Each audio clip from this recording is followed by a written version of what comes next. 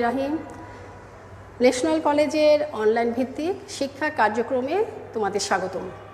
প্রিয় শিক্ষার্থীরা, আশা করছি তোমরা সবাই ভালো আছো আর আমাদের নিয়মিত ক্লাসগুলো তোমরা ফলো করছো। তো শিক্ষার্থীরা, আজ আমি করার আগে আবারও একটু উপদেশমূলক কথা বলে শুরু করব। সেটা হচ্ছে, সময় গেলে সাধন হবে না। এই কথাটি কেন বললাম? কারণ করোনার জন্য তোমরা বাসায় আছো, এই ভেবে সময় নষ্ট করবে না যে সময় আবারও পাবে। তাই আমরা কষ্ট করে ক্লাস নিচ্ছি, তোমরা সেই ক্লাসগুলো ফলো করবা এবং সাথে সাথে সেগুলো মুখস্থ করবা, প্র্যাকটিস করবা। তো শিক্ষার্থীরা, আজ আমি তোমাদেরকে গত ক্লাসে বলেছিলাম যে আজকে নতুন অধ্যায় অর্থাৎ জীববিজ্ঞান প্রথম পত্রের অণুজীব, চতুর্থ অধ্যায় অণুজীব অর্থাৎ মাইক্রো অর্গানিজম হতে আমি ম্যালেরিয়া পরজীবী নিয়ে আলোচনা করব। ম্যালেরিয়া পরজীবীর উপর এটি হচ্ছে প্রথম ক্লাস। তো শিক্ষার্থীরা, তোমরা অবগত আছো যে চতুর্থ অধ্যায় অণুজীব অর্থাৎ মাইক্রো অর্গানিজমে 3টি টপিকস আছে। একটি ছিল ভাইরাস, যা আমি বিগত সময় ক্লাস নিয়েছিলাম। আরেকটি হচ্ছে ব্যাকটেরিয়া, আর আজ হচ্ছে ম্যালেরিয়া পরজীবী। আমি ম্যালেরিয়া পরজীবীর উপর আজ ক্লাস নেব এবং এটি হচ্ছে ম্যালেরিয়া পরজীবীর উপর প্রথম ক্লাস। তো শিক্ষার্থীরা, এই ম্যালেরিয়া পরজীবী, আমরা ম্যালেরিয়া সম্পর্কে সবাই অবগত আছি। এটি কি আসলে? শিক্ষার্থীরা, তোমরা অবশ্যই জানো যে ম্যালেরিয়া হচ্ছে একটি জ্বর রোগ। তো শিক্ষার্থীরা, আমি ক্লাসটি শুরু করার আগে তোমাদের কাছে জানতে চাচ্ছি যে আমার এই বোর্ডের লেখাটা এবং আমার সাউন্ড ঠিক আছে কি না তোমরা শিওর করো। কারণ প্রতিবার ক্লাস শেষ হওয়ার পরে আমি তোমাদের যে প্রচুর সাউন্ড ছিল, তারপর হচ্ছে লেখাটা অস্পষ্ট ছিল। আমি ক্লাস শুরু করার আগেই তোমাদের কাছ থেকে একটু জানতে চাচ্ছি যে ক্লাসটা মানে লেখাটা আর আমার কথাগুলো স্পষ্ট হচ্ছে কিনা। আর শিক্ষার্থীরা, পাশাপাশি তোমরা তোমাদের রোলগুলো লিখে ফেলবে, ঠিক আছে? আচ্ছা, তাহলে থ্যাঙ্কস, আমি শুরু করলাম। তো শিক্ষার্থীরা, যা বলছিলাম সেটা ছিল কি, অণুজীবের অধ্যায় থেকে ম্যালেরিয়া পরজীবী।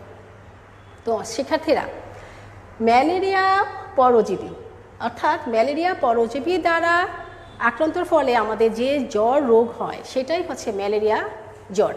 তো আমরা আসলে এখানে পরজীবী বলতে আমরা কি বুঝি? তো শিক্ষার্থীরা, আমি একটু, তোমরা কিন্তু অবশ্যই খাতা, বই, কলম সব রেডি করে বসবে আর আমি যা লিখব তা অবশ্যই লিখে ফেলবে। তো 1 নম্বর হচ্ছে, আমি বলছি যে ম্যালেরিয়া কি। শিক্ষার্থীরা, তোমরা দেখো ম্যালেরিয়া, তো আগে বুঝে নাও পরজীবীটা কি। পরজীবী কি? কারণ ম্যালেরিয়ার সাথে পরজীবী একটা যুক্ত আছে। তাহলে পরজীবী কি সেটা আমাকে জানতে হবে।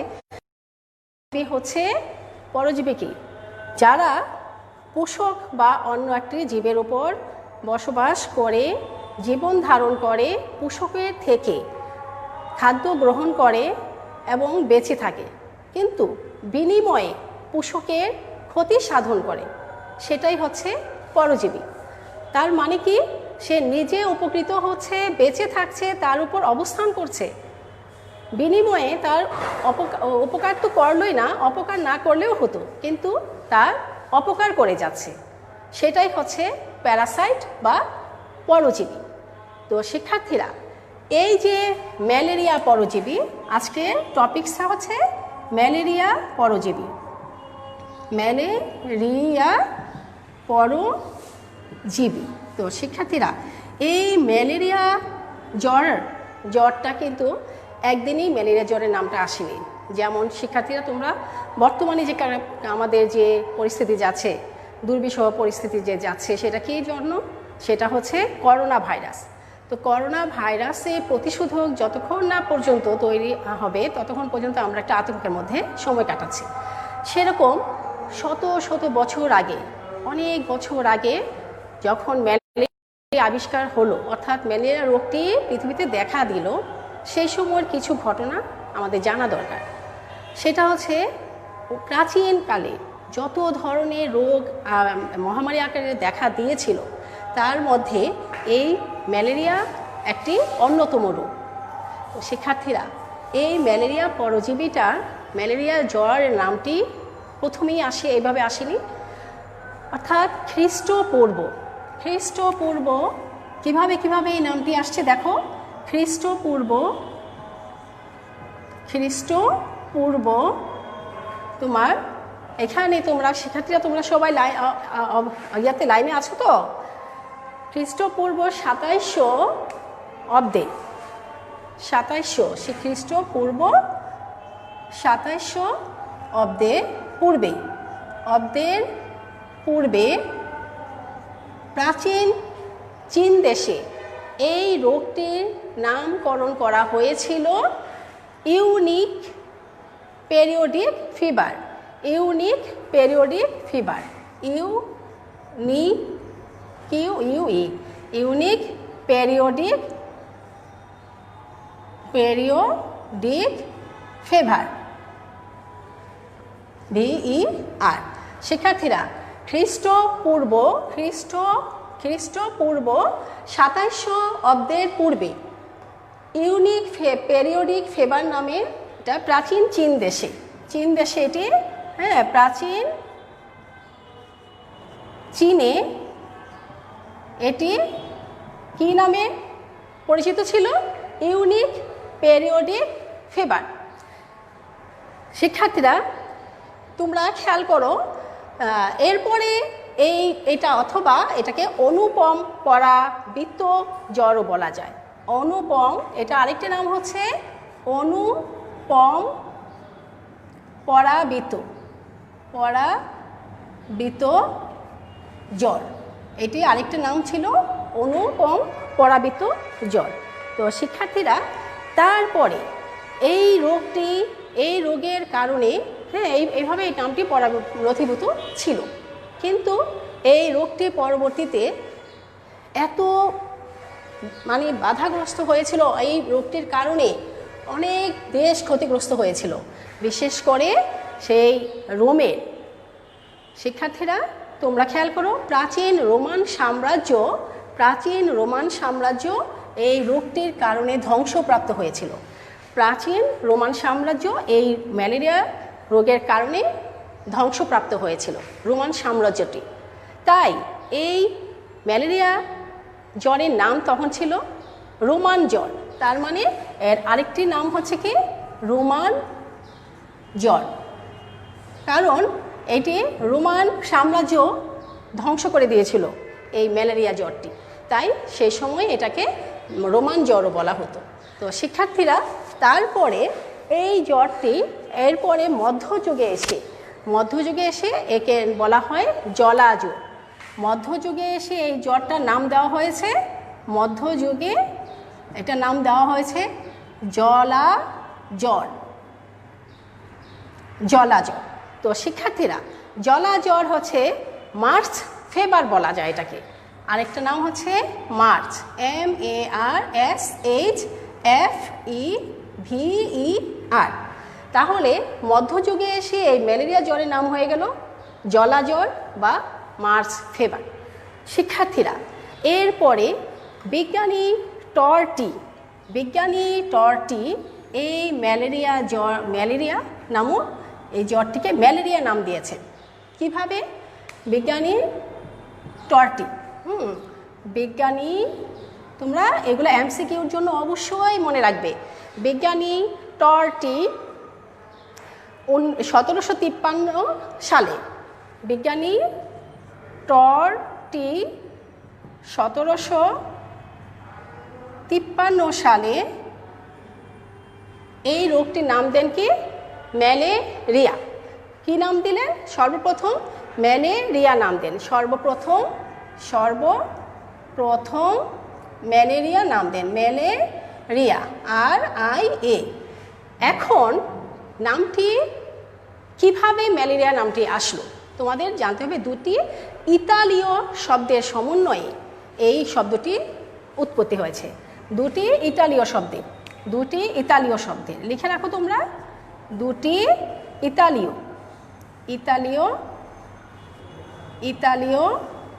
শব্দের সমন্বয়ে এই নামটি, শব্দের সমন্বয়ে হ্যাঁ নামকরণ করা হয়েছে। কিভাবে দেখো, মেল, এই হচ্ছে মেল, MAL, মেল মানে বা মল মানে দূষিত, দূষিত। আর এরিয়া, এরিয়া, এই এরিয়া মানে হচ্ছে বায়ু, বায়ু বা বাতাস। তাহলে শব্দটা কি হয়, ম্যালেরিয়া মানে দূষিত বাতাস। আচ্ছা শিক্ষার্থীরা, এই দূষিত বাতাস কথাটা কেন আসলো, এখানেও একটি কারণ আছে। এই ম্যালেরিয়া জ্বর যেখানে সবচেয়ে বেশি বিস্তার করছিল সেইটা ছিল ঘনবসতিপূর্ণ এলাকা। তো তোমরা জানো যে ঘনবসতিপূর্ণ এলাকাগুলো কিন্তু একটু অন্যান্য মানে অপরিচ্ছন্ন হয়ে থাকে, অন্যান্য পরিচ্ছন্ন পরিবেশের তুলনায় তুলনামূলকভাবে অপরিচ্ছন্ন থাকে। আর অপরিচ্ছন্ন এলাকার বাতাসটা স্বাভাবিকভাবেই একটু দুর্গন্ধযুক্ত হয়।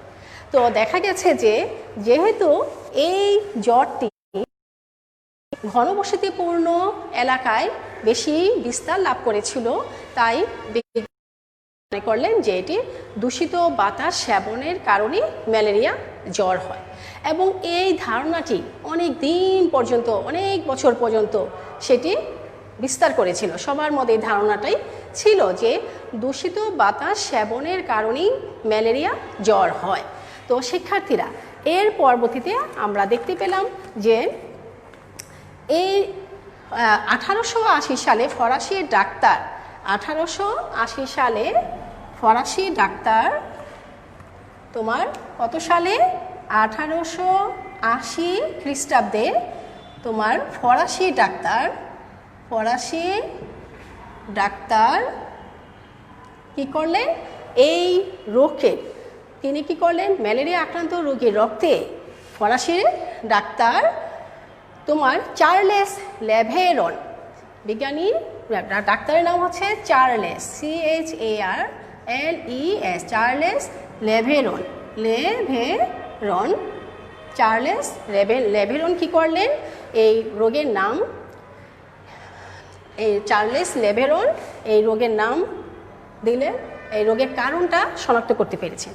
কিভাবে, তিনি দেখলেন যে ম্যালেরিয়া রোগে আক্রান্ত রোগীর লোহিত রক্তকণিকায় ম্যালেরিয়ার পরজীবী শনাক্ত করতে পেরেছেন। 1880 সালে, 1880 খ্রিস্টাব্দে ফরাসি ডাক্তার চার্লেস লেভেরন তিনি কি করলেন, ম্যালেরিয়া আক্রান্ত রোগীর লোহিত রক্তকণিকা থেকে ম্যালেরিয়ার অণুজীবটি শনাক্ত করেন। আর সেজন্য তাকে 1907 খ্রিস্টাব্দে 1907 খ্রিস্টাব্দে তাকে ফিজিওলজি ও মেডিসিনে নোবেল পুরস্কার দেওয়া হয়। তাকে ফিজিওলজি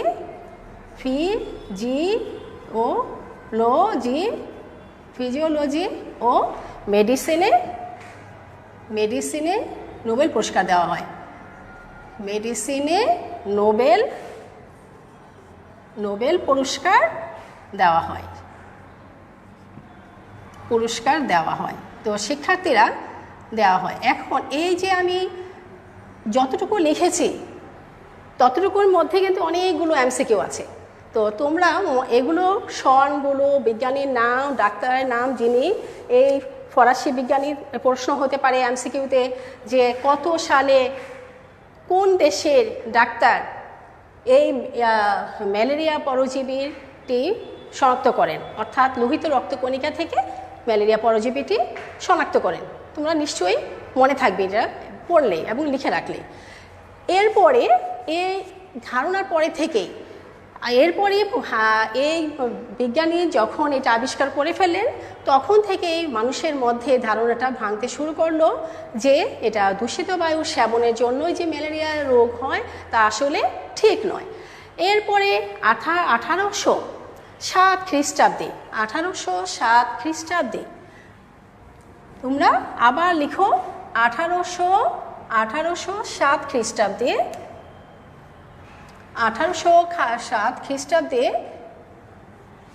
1807 সাত খ্রিস্টাব্দে ভারতে কর্মরত ব্রিটিশ সেনাবাহিনী ভারতে কর্মরত, হ্যাঁ লিখে রাখো, ভারতে কর্মরত ব্রিটিশ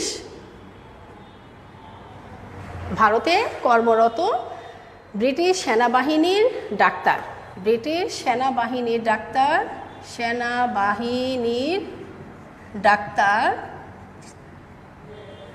1807 খ্রিস্টাব্দে ভারতে কর্মরত ব্রিটিশ সেনাবাহিনীর ডাক্তার স্যার রোনাল্ড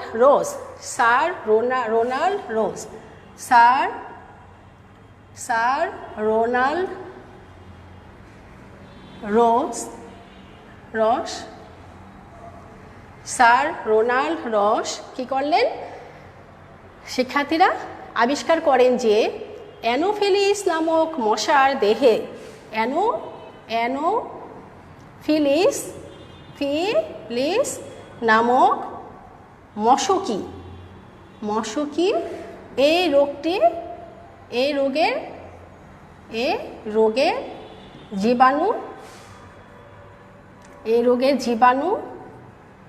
জীবাণু এক দেহ থেকে অন্য দেহে কি করে?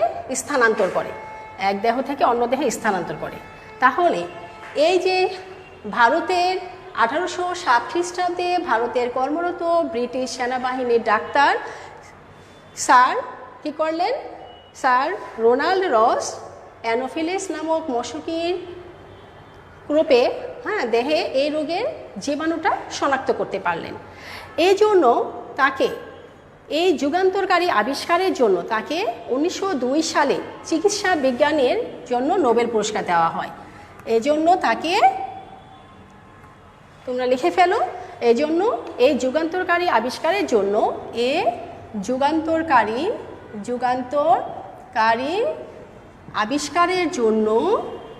আবিষ্কারের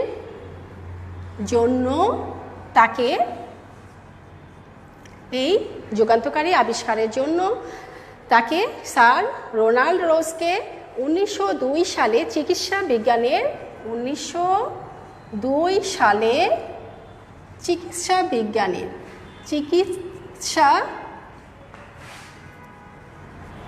বিজ্ঞানের জন্য নোবেল পুরস্কার দেওয়া হয়। চিকিৎসা বিজ্ঞানে নোবেল পুরস্কার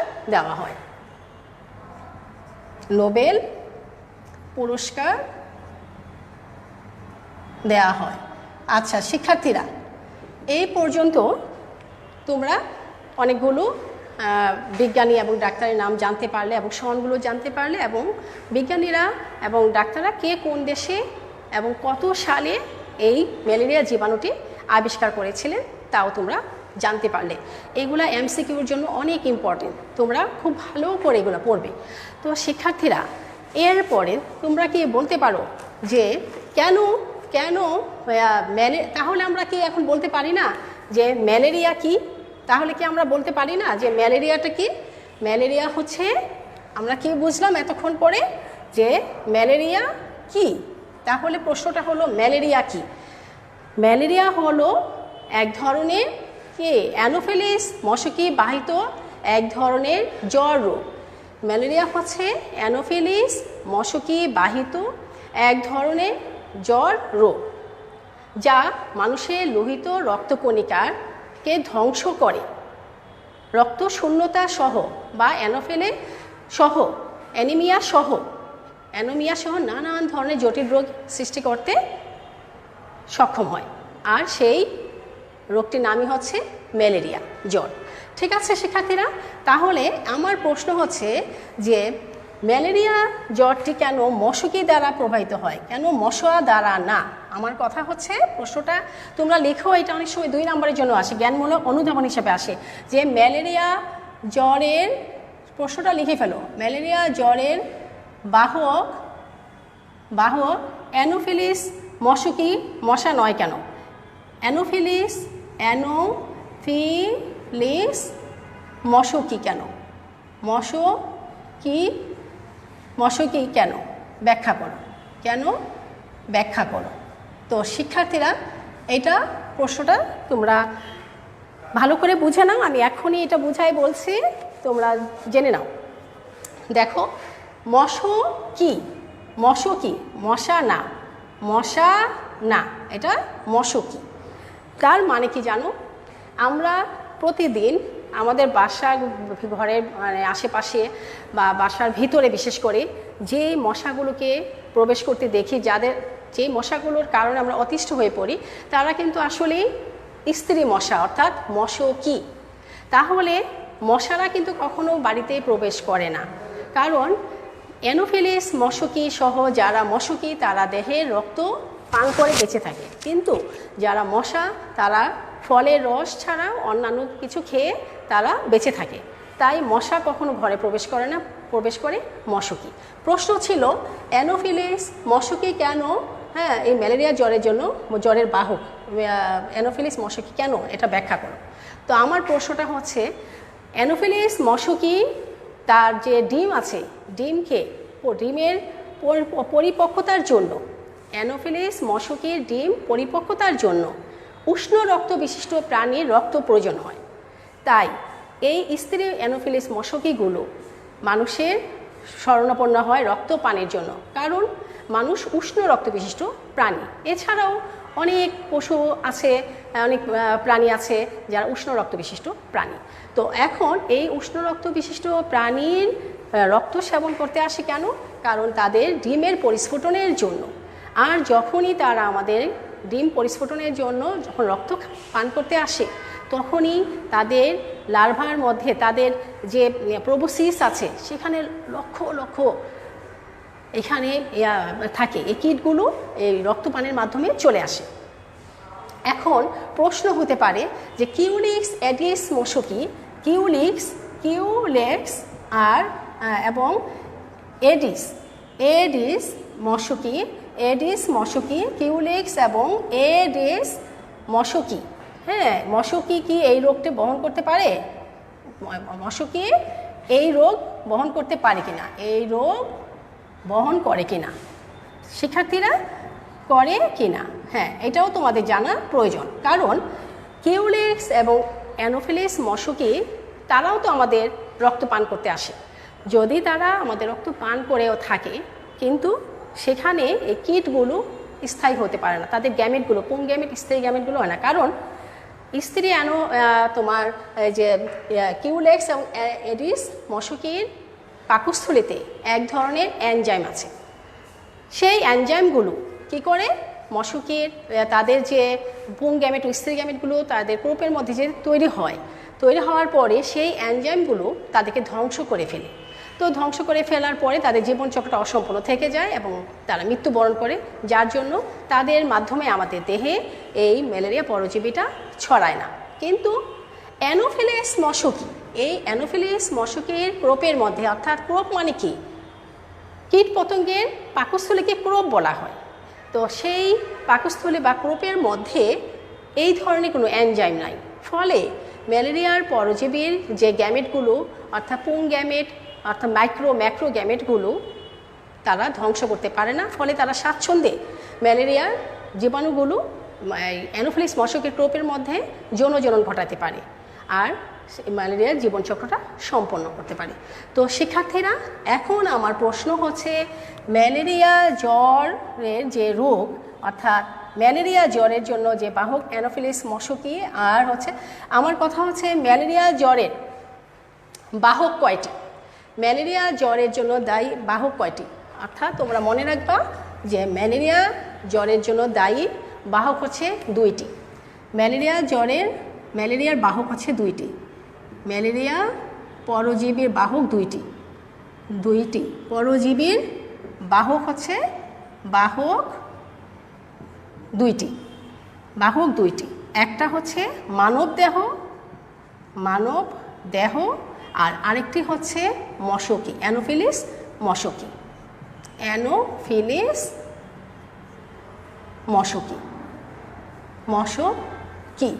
ম্যালেরিয়ার জীবাণুটির জীবনচক্র সম্পন্ন করতে গেলে তোমরা তো জানো জীবনচক্র কী, অর্থাৎ জন্ম হওয়া, বৃদ্ধি হওয়া, পূর্ণতা পাওয়া এবং মৃত্যুবরণ করা। এই যে জীবনচক্রটা, এটা হচ্ছে প্রতিটা জীবের জীবনচক্র। ম্যালেরিয়া পরজীবীর ক্ষেত্রে এই জীবন চক্রটা সম্পন্ন হতে গেলে দুইটা বাহকের প্রয়োজন হয়। একটা হচ্ছে মানবদেহ আর একটা হচ্ছে অ্যানোফিলিস মশকি। মানব দেহে তারা তাদের জীবনচক্রের অযৌন জনন সম্পন্ন করে, অযৌন জনন। আর মশকের দেহে যৌন জনন সম্পন্ন করে, যৌন জনন সম্পন্ন করে। আচ্ছা শিক্ষার্থীরা, তোমাদের আরও জানা প্রয়োজন যে ম্যালেরিয়া পরজীবী এই পৃথিবীতে প্রায় বিজ্ঞানীরা 60 ধরনের পরজীবী শনাক্ত করতে পেরেছেন। তো শিক্ষার্থীরা, এই 60 ধরনের পরজীবীর মধ্যে, এই যে 60 ধরনের পরজীবীর মধ্যে 4 ধরনের পরজীবীটাই হচ্ছে 60টি প্রজাতি শনাক্ত করে। প্লাজমোডিয়াম গণের, প্লাজমোডিয়াম ম্যালেরিয়ার, অ্যানোফিলিস মশকি তো এই জীবাণুটা বহন করে, আর হচ্ছে প্লাজমোডিয়াম গণের 60টি প্রজাতি ম্যালেরিয়া রোগের জন্য দায়ী। তোমরা লিখে রাখো, প্লাজমোডিয়াম গণের 60টি প্রজাতি আছে যারা ম্যালেরিয়া রোগ সৃষ্টি করতে পারে, রোগ সৃষ্টি করে। কাদের ক্ষেত্রে? এই 60টি প্রজাতি আছে যারা মানুষ সহ বিভিন্ন উষ্ণ রক্ত বিশিষ্ট প্রাণীর দেহে ম্যালেরিয়া রোগ সৃষ্টি করে থাকে। তার মধ্যে মানব দেহে 4 প্রজাতির প্লাজমোডিয়াম গণের 4টি প্রজাতি শুধুমাত্র মানব দেহে রোগ বিস্তার করতে পারে, ম্যালেরিয়া জ্বর সৃষ্টি করতে পারে। আমি সেই 4 প্রজাতির নাম আমি এখন লিখছি, তোমরা খেয়াল করো। তো এখন ম্যালেরিয়া পরজীবী 4টি প্রজাতি যারা মানব দেহে ম্যালেরিয়া জ্বর সৃষ্টি করতে সক্ষম। এই প্রজাতির মধ্যে একটা হচ্ছে প্লাজমোডিয়াম গণের 4টি প্রজাতি। প্লাজমোডিয়াম গণের 60টি প্রজাতি আছে যারা মানব সহ বিভিন্ন প্রাণীর দেহে উষ্ণ রক্ত বিশিষ্ট প্রাণীর দেহে করতে পারে। কিন্তু মানুষের দেহে 4 ধরনের প্লাজমোডিয়ামের গণের 4 ধরনের প্রজাতি আছে যারা মানব দেহে ম্যালেরিয়া জ্বর সৃষ্টি করে। প্লাজমোডিয়াম